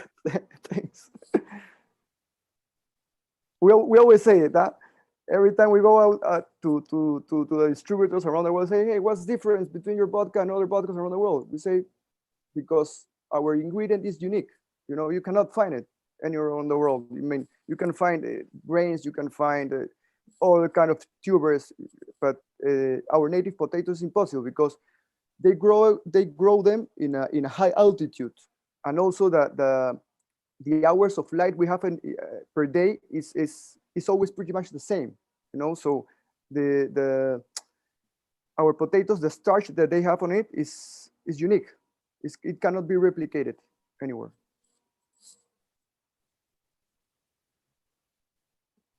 And you tell this in your marketing strategies also, right? Yeah, for sure.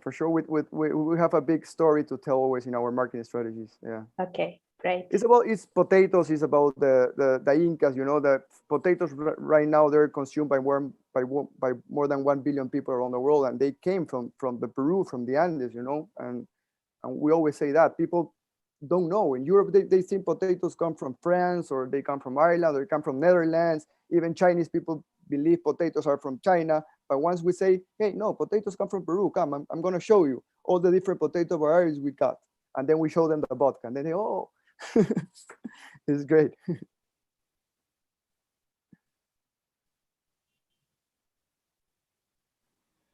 Okay. Thank you very much, Vodka 14 Incas. Now the step of pitches was over. Now we pass to members of our jury and Usil Ventures and Investa and the deliberation room. Please don't miss us. We will return in few minutes. Augusto, please, we will go to the.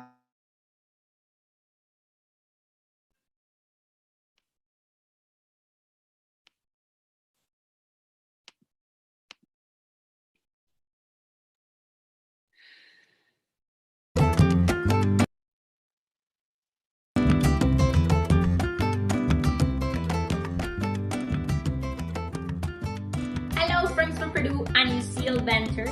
This is Ana Maria Torres, Director for the Entrepreneurship Work Hub at the Global Entrepreneurship Network. I want to send you a special greeting on the occasion of Peru's 200th anniversary independence. May it be more centuries of entrepreneurship and innovation.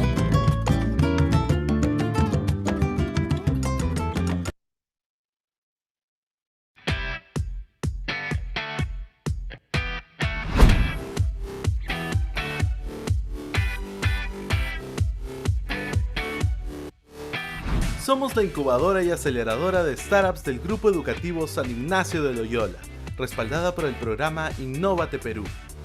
Formamos parte de la red de aceleradoras de la Alianza del Pacífico, Acelera P, la red global telefónica Open Future y la Asociación Peruana de Capital Semilla y Emprendedor, PECAP. Nos encargamos de desarrollar, transformar y potenciar emprendimientos innovadores con énfasis en tecnología e innovación. En Usil Ventures acompañamos startups y les abrimos las puertas para escalar en diversos mercados a través del fortalecimiento en soft y hard skills y el acceso a nuestro grupo educativo, acercando a las startups con el mundo corporativo, brindando redes comerciales y de inversión gracias a las alianzas claves con actores relevantes del ecosistema emprendedor mundial, tales como Imagine Lab, Biointropic, Blue Box, Batson College, Waira, Microsoft for Startups e IBM. Conectamos las necesidades de las corporaciones con las múltiples soluciones validadas de las startups, encontrando el fit con el mercado. Acompañamos a más de 40 startups con más de 5 convocatorias al año en las verticales de bionegocios y salud, hotelería, turismo y gastronomía, educación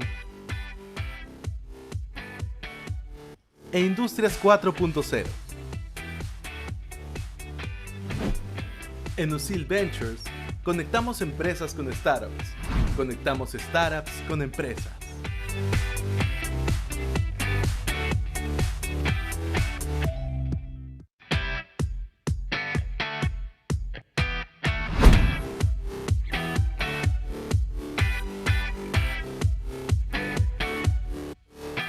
Somos la incubadora y aceleradora de startups del Grupo Educativo San Ignacio de Loyola, respaldada por el programa Innovate Perú. Formamos parte de la red de aceleradoras de la Alianza del Pacífico, Acelera P, la red global telefónica Open Future y la Asociación Peruana de Capital Semilla y Emprendedor, PCAP. Nos encargamos de desarrollar, transformar y potenciar emprendimientos innovadores con énfasis en tecnología e innovación. En Usil Ventures, acompañamos a startups y les abrimos las puertas para escalar en diversos mercados, a través del fortalecimiento en soft y hard skills, y el acceso a nuestro grupo educativo, acercando a las startups con el mundo corporativo, brindando redes comerciales y de inversión gracias a las alianzas claves con actores relevantes del ecosistema emprendedor mundial, tales como Imagine Lab, Biointropic, Blue Box, Batson College, Guaira, Microsoft for Startups e IBM.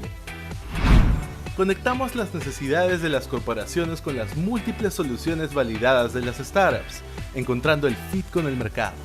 Acompañamos a más de 40 startups con más de 5 convocatorias al año en las verticales de bionegocios y salud, hotelería, turismo y gastronomía,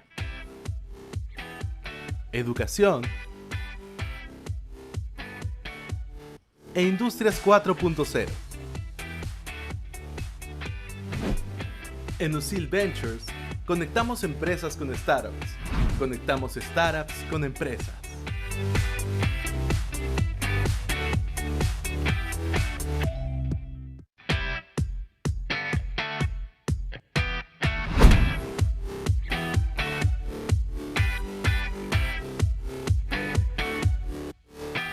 Somos la incubadora y aceleradora de startups del Grupo Educativo San Ignacio de Loyola, respaldada por el programa Innovate Perú.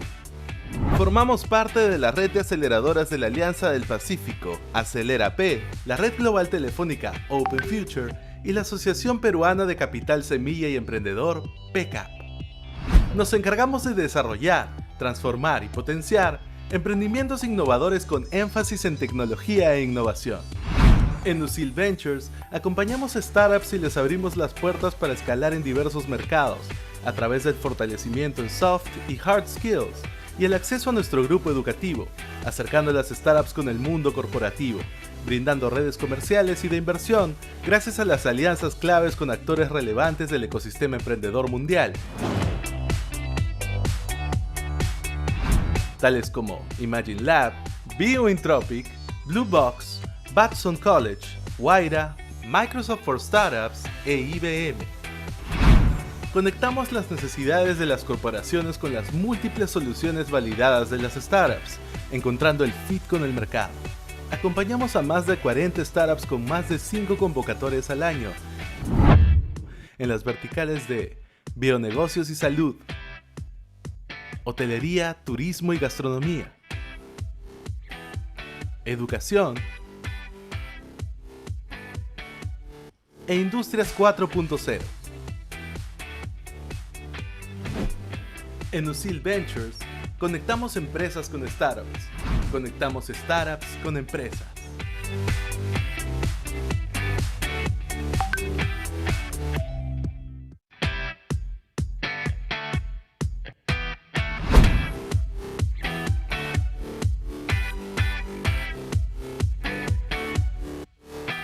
Somos la incubadora y aceleradora de startups del Grupo Educativo San Ignacio de Loyola, respaldada por el programa Innovate Perú. Formamos parte de la red de aceleradoras de la Alianza del Pacífico, Acelera-P, la red global telefónica Open Future y la Asociación Peruana de Capital Semilla y Emprendedor, PECAP. Nos encargamos de desarrollar, transformar y potenciar emprendimientos innovadores con énfasis en tecnología e innovación. En Usil Ventures, acompañamos a startups y les abrimos las puertas para escalar en diversos mercados, a través del fortalecimiento en soft y hard skills, y el acceso a nuestro grupo educativo, acercando a las startups con el mundo corporativo, brindando redes comerciales y de inversión gracias a las alianzas claves con actores relevantes del ecosistema emprendedor mundial,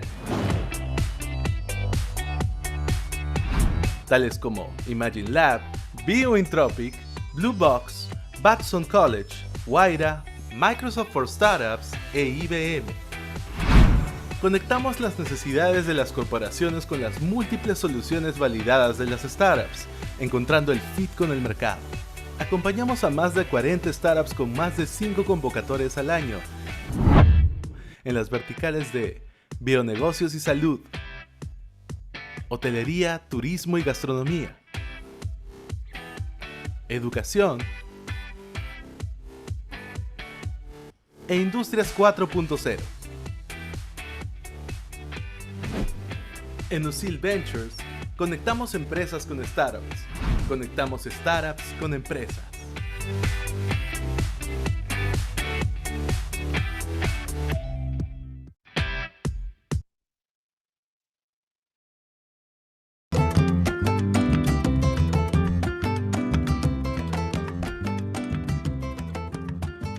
Hello, friends from Peru and Usil Ventures. This is Ana Maria Torres, Director for the Entrepreneurship Work Hub at the Global Entrepreneurship Network. I want to send you a special greeting on the occasion of Peru's 200th anniversary independence. May it be more centuries of entrepreneurship and innovation.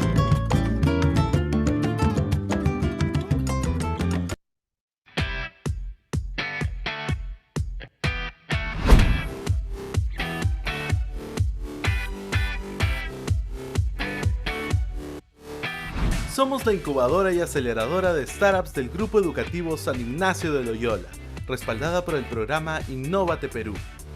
Formamos parte de la red de aceleradoras de la Alianza del Pacífico, Acelera-P, la red global telefónica Open Future y la Asociación Peruana de Capital Semilla y Emprendedor, PECAP. Nos encargamos de desarrollar, transformar y potenciar emprendimientos innovadores con énfasis en tecnología e innovación. En Usil Ventures, acompañamos a startups y les abrimos las puertas para escalar en diversos mercados, a través del fortalecimiento en soft y hard skills, y el acceso a nuestro grupo educativo, acercando a las startups con el mundo corporativo, brindando redes comerciales y de inversión gracias a las alianzas claves con actores relevantes del ecosistema emprendedor mundial, tales como Imagine Lab, Biointropic, Blue Box, Batson College, Waira, Microsoft for Startups e IBM. Conectamos las necesidades de las corporaciones con las múltiples soluciones validadas de las startups, encontrando el fit con el mercado. Acompañamos a más de 40 startups con más de 5 convocatorias al año en las verticales de bionegocios y salud, hotelería, turismo y gastronomía,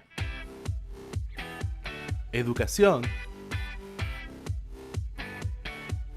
e industrias 4.0. En Usil Ventures, conectamos empresas con startups. Conectamos startups con empresas.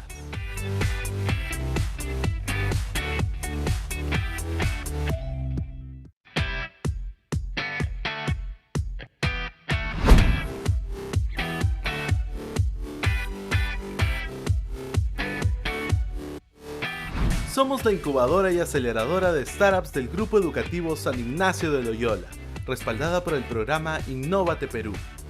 Formamos parte de la red de aceleradoras de la Alianza del Pacífico, Acelera-P, la red global telefónica Open Future y la Asociación Peruana de Capital Semilla y Emprendedor, PECAP. Nos encargamos de desarrollar, transformar y potenciar emprendimientos innovadores con énfasis en tecnología e innovación.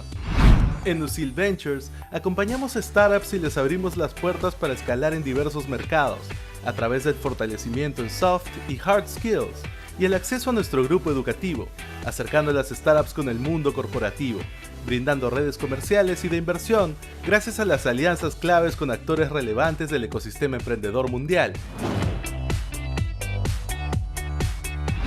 tales como Imagine Lab, Biointropic, Blue Box, Batson College, Waira, Microsoft for Startups e IBM. Conectamos las necesidades de las corporaciones con las múltiples soluciones validadas de las startups, encontrando el fit con el mercado. Acompañamos a más de 40 startups con más de 5 convocatorias al año en las verticales de bionegocios y salud, hotelería, turismo y gastronomía, educación e industrias 4.0. Okay, stop the video. Stop the video. Stop the video. Stop the video. Did you miss us? Could be or not could be, but here we are back. But what very, very important announcement. But first, the jury wants to say a few words. Go ahead, our jury, please.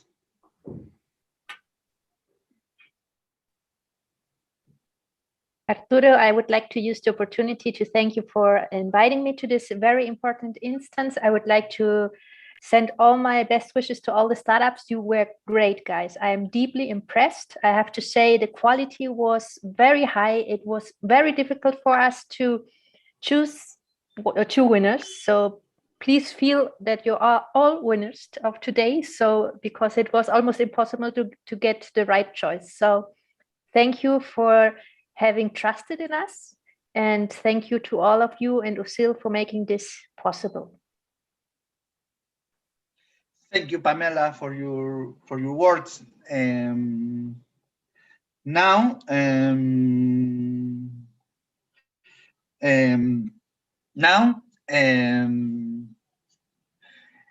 other judges, they have to make some words. Actually, it's pretty difficult to not say something similar to Pamela. Again, congratulations to all the participants. It's not cliche, but it hasn't been easy to choose. But we are very proud of the current representatives that are going to represent Peru in this competition. And again, all of you are winners, and you have a great product and ideas, and overall the passion to persuade it. Congratulations for that. And thanks Usil Ventures and EWC for this opportunity. Thank you very much, Linda. Now, Mr. Javier Benavides. Mr. Javier Benavides in representation of Investa, and Ms. Rosemary Escobedo, representative of Usil Ventures. Thank you very much for staying here. Now, Mr. Benavides, the moment of the truth. But I would like to say the audience result. However, the audience result is not the definitory or represented in the global stages in EWC. With 4.97 points, AME. They have the most high votes of the audience. Claps.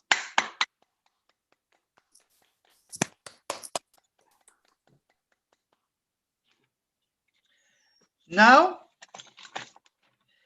Mr. Javier Benavides,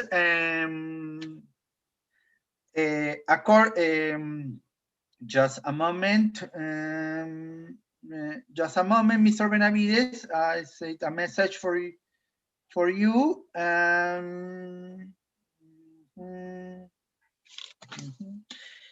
Just a moment.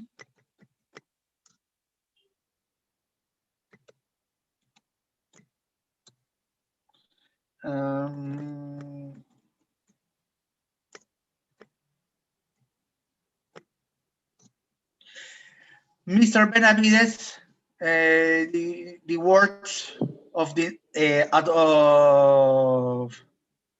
before the announcement, please. Thank you, Arturo, and sorry for some noise here.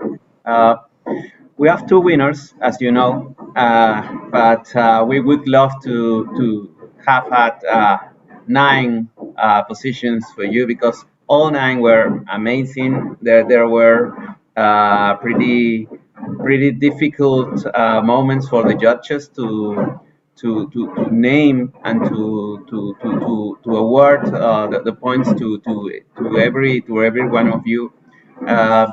We have 2 winners in our competitions, and let's present them. Drums. Our first position goes to Lecara. Jacqueline, congratulations. And our second suspense goes to El Bombo. Bravo.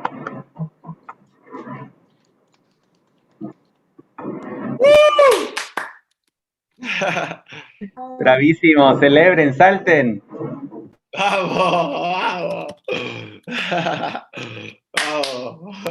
Thank you. Thank you so much. Thank you. Congratulations, Lecara and Ebombo. Thank you. It's an honor. Thank you. Thank you to all the judges. Congrats, guys. Well done. And it was a recommendations from one of our judges. If you're in a financing round looking for capital, please let us know. You'll always be welcome, and for sure this is one step towards success. So one step more, you're going to be there. Congratulations. Thank you very much. Thank you very much. It's an honor. Thank you. Thank you very much. Thank you very much. Thank you very much for your time. Our audience, thank you very much for your time. And it's the event is over. And have a nice weekend. Thank you very much. Only Jacqueline and Mateo, please stay here for any moment. Yes, please, the event has been